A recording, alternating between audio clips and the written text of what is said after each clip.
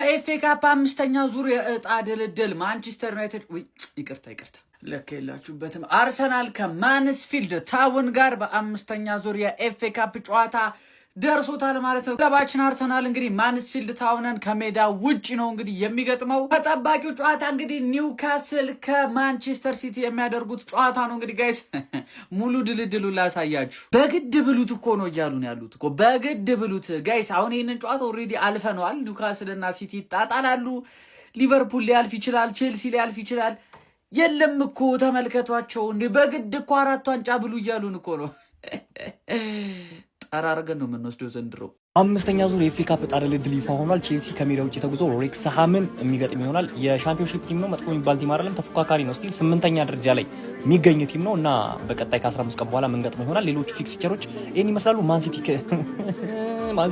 ማንሲቲ ኒውካስትልን ትገጥማለች። ከባዱ ፊክስቸርም ይሄ ከባዱ ተጠባቂ ጨዋታ የሚሆንም በዚህ ዙር እሱ ጨዋታ ነው እና ሌላው ማንፊልድ ታውንን አርሰናል ጭራሽ ታውን ነው የሚገጥመው። እሱ ወልቭስ ሊቨርፑል ባለፈው ብራይተንን ጥሎ ነው የመጣው ከ4ኛ ዙር። አሁንም የፕሪሚየር ሊግ ቲም የገጠመው።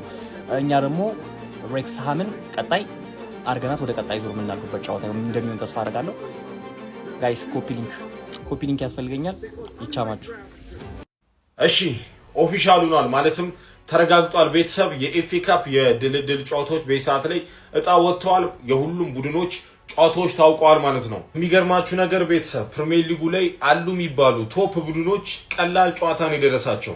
ማንቸስተር ሲቲ ከኒውካስትል አንጻራዊ ቀለል ያለ ጨዋታ ይመስለኛል። ሊቨርፑል ከወልቭስ የተረጋገጠ ቀላል ጨዋታ። ቸልሲ ከዌርጣሃም ምናምን የሚባል ቡድን ስሙ ራሱ ዋይፋይ ፓስወርድ የሚባል ቡድን ማለት ነው። በጣም የሚገራርም ቀላል ጨዋታ ነው። ኤፍኤ ካፕ እኔ እንጃ ዋንጫም አይመስለኝም፣ ግን ያው ለተሳትፎ ያው ብናነሳው ምንም ቅር አይለንም። ለማንኛውም ሙሉ ድልድሉ ይሄ ይመስላል ማለት ነው። እስቲ ሐሳባችሁ ኮሜንት ላይ አሳውሩልኝ። ትንሽ እንትን እየጠፋው ነው አይደል? አስተካክላለሁ። ሰሞኑን ከንቲባችሁ ነኝ። መልካም ምሽት። ኤፍኤ ካፕ ድልድል ወጥቷል። ከሚያስጠላ ቡድን ጋር የደረሰ የሁሉንም የኤፍኤ ካፕ ዕጣ ድልድል እነግራችኋለሁ። ከዛ በፊት እቺና ሆም ፕሬዲክሽንስ ብላችሁ ቴሌግራም መቀላቀል አትርሱ። በየቀኑ የሚገርም ትኬት እየተሳካ ነው፣ ተቀላቀሉ። ይሄ ቡድን የደረሰን ይኸውልህ ኒውካስትል በሜዳው ማለት ነው። ኧረ በስመ አብ ደግሞ ይሄ እኮ አይደለም ያናደኝ። አርሰናልስ ምን ደረሰው ብዬ አይላለሁ። ማንስፊልድ ታውን ነው ምናምን ችግር የለውም። እኛ ከባባድ ቻሌንጆችንም ቢሆን እያለፍን እንመጣለን። እናንተም የሰፈር ቲሞችን እየለጠለጣችሁ ኑ። ይለይልናል። ኒውካስትል እንደሆነ ዘንድሮ ገረዴ ነው ማድረገው። ብዙ ጊዜ ገርፌዋለሁ። በሜዳው ብቻ ነው አንዴ ፕሪሚየር ሊግ ላይ እያሸነፈኝ ማለት ነው። እሱንም በተልካሻ ቫር ዲሲዥን ምክንያት ኦፍሳይድ ጎል አግብተው ምናምን እንጂ ካራቦ ላይ በሜዳቸውም በሜዳይም አሸንፌያለሁ። አሁን ገና ቀዳሜ ጨዋታ ከኒውካስትል ጋር ራሱ ይለይልናል። ከአርሰናል ጋር ሁሉም ኮምፒቲሽን ላይ ነው ዘንድሮ የምንገናኘው። ማለት ዘንድሮ ሊያፋጁን አስቧል። አርሰናል እና ሲቲን ማለት ግን ዘንድሮን ፍጅት አድርገን ነው የምናስቀራቸው። በኤፍኤ ካፑ አርሰናል ማንስፊልድን የሚያገኝ ይሆናል። ወደ 16 ከገቡት ቲሞች ውስጥ አንዱ ማንስፊልድ ነው። ይሄንን ቲም ከዚህ በፊት ያገኘ ነው ለመጨረሻ ጊዜ በ1929 ከመቶ ዓመት በፊት ነው። ያኔ 2-0 አሸንፈነዋል ማለት ነው። እና በቃ ይሄ ነው ዜናው። ጋደም ብዬ ነው ቪዲዮ እየሰራሁላችኋል። መብራት የለም እና ደህና አደሩ። ይመቻችሁ። ዜናው ይሄ ነው። እንግሊዝ ኤፍኤ ካፕ እንግዲህ አምስተኛ ዙር ድልድል ወጥቷል። እንደምታውቁት ትናንት አርሰናል አሸንፏል። ቪጋን ለ4-0 ሲቲም ከትናንት ወዲያ አሸንፏል። በዚህ መሰረት እንግዲህ ሲቲ ከኒውካስትል የሚገናኝ ይሆናል። አርሰናል ደግሞ ማንስፊልድ ታውን የሚባል ቲም ጋር የሚገናኝ ይሆናል። ሬክስሃም ከቼልሲ፣ ወልቭስ ከሊቨርፑል የሚገናኝ ነው። ሬክስሃም ማለት ለማታውቁ ሰዎች ኦነሩ ከባለቤቶች ውስጥ አንዱ ዴድፑል ነው ወይም ደግሞ ራያን ሬኖልድስ ነው። ዴድፑል ነው የሚጫወተው እና እንግዲህ ሬክስሃም ከቼልሲ ይገናኛል። ከዛ በተጨማሪ ደግሞ ፉላም ከሳውዛምፕተን ይገናኛል። እነዚህ ቲሞች ውስጥ የትኛው ወደ ቀጣይ ዙር ያልፋል ብላችሁ ታስባላችሁ? ግምታችሁን ኮሜንት ላይ አስቀምጡ። ሰበር መረጃ የእንግሊዝ ኤፍኤ ካፕ አምስተኛ ዙር ዕጣ ድልድል በሰዓት ይፋ ሆኗል። አራተኛ ዙርን በማለፍ ወደ አምስተኛ ዙር መካተት የቻሉት ቡድኖች ዕጣ ድልድልም ይህንን ይመስላል። ፉላም ከሳውዛምፕተን የሚገናኝ ሲሆን የፖርትቬል እና የብሪስቶል ሲቲ አሸናፊም ሰንደርላንድን የሚገጥም ይሆናል። ኒውካስትል ዩናይትድ ከማንቸስተር ሲቲ፣ ሊድስ ዩናይትድ ከኖሪች ሲቲ እንዲሁም ደግሞ ማንስፊልድ ታውን ከመድፈኞቹ አርሰናሎች የሚገናኙ ሲሆን ወልቭስ ደግሞ ከሊቨርፑል የሚገናኝ ይሆናል ማለት ነው። ሬክስሃም ቼልሲን የሚገጥም ይሆናል። ዌስትሃም ዩናይትድ ማከልስፊልድን ወይም ደግሞ ብሬንትፎርድን የሚገጥም ይሆናል ማለት ነው። ለማንኛውም ስለ ኤፍኤ ካፕ ዕጣ ድልድል ምን ትላላችሁ? የዘንድሮ ኤፍኤ ካፕ የሚያሸንፈው ቡድን የቱ ይመስላችኋል? ሀሳባችሁን አጋሩኝ። የፕላስ ምልክቱ መጫ እንዳትረሱ። አምስተኛ ዙር የኤፍኤ ካፕ ዕጣ ድልድል አሁን ሲወጣ ክለባችን ሊቨርፑል ከወልቭስ ጋር መገናኘት ችሏል። እንግዲህ ይሰጣታል። ወልቭስን በዚህኛው እንኳን ባላስቀይማት ደስ ይለኝ ነበር።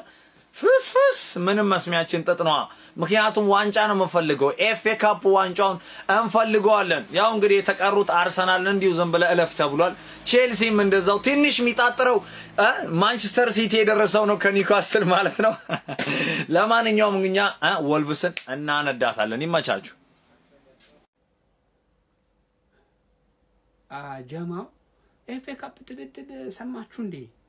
ማከማ እንደደረሰው ሰማችሁ? አልሰማችሁ ማለት እኮ እንዴ ምን ሆናችሁ ነው? ሲጀመር አክቲቪስት ካልዘገበው ማለት ነው አልሰማንም ነው ማለት ያለባችሁ። ገብቷችኋል? አሁን ኮሜንት ሴክሽን ላይ ሰምቻለሁ ምትል ካለ ብሎክ ነው ማጨስ። የምር አልሰማውም አክቲቪስት አንተ እኮ እስከታወራ በጉጉት እየጠበቅን ነበረ ማለት ነው ያለበት። ሰምቻለሁ ኖ አይቻልም። ምክንያቱም ከኔ ነው መስማት ያለብህ የኔ ወንድም ከኔ ነው መስማት።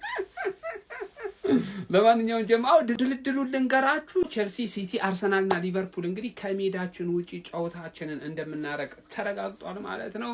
አርሰናል እንግዲህ ማንስፊልድ ታውን ጋር ደርሶታል። ጀማው ከባድ የሚባል አይደለም ይሄ ጨዋታ ጀማው በጣም ጥሩ ድልድል ነው አርሰናል እየገጠሙ ያለ። ሊቨርፑል ኮልቭስ የራሱ ለሊቨርፑል እጅግ በጣም ጥሩ ነው። ሌላ ከባድ የገጠመው እንግዲህ ኒውካስትል ነው ጀማው። ኒውካስትል ከሲቲ ከባድ ነው። ሴንት ጄምስ ፓርክ ስቴዲየም ላይ ነው ይሄ ጨዋታ ይደረጋል ተብሎ እየተጠበቀ እንግዲህ የሚገኘው ጀማው። ሲቲ ዘንድሮ ጥረግረ ብላ ተብሏል መሰለኝ። ይኸው ፍዳውን እየበላ ነው የሚገኘው። ይሄ ከባድ ሜዳ ነው፣ ደም የለመደ ሜዳ ነው። እኔ ወንድም እዚህ ሜዳ ላይ ደግሞ ለሃለባቸው ሊበቀሉሽ ይመጣሉ። ጉድ ሊፈላ ይችላል ነው ምን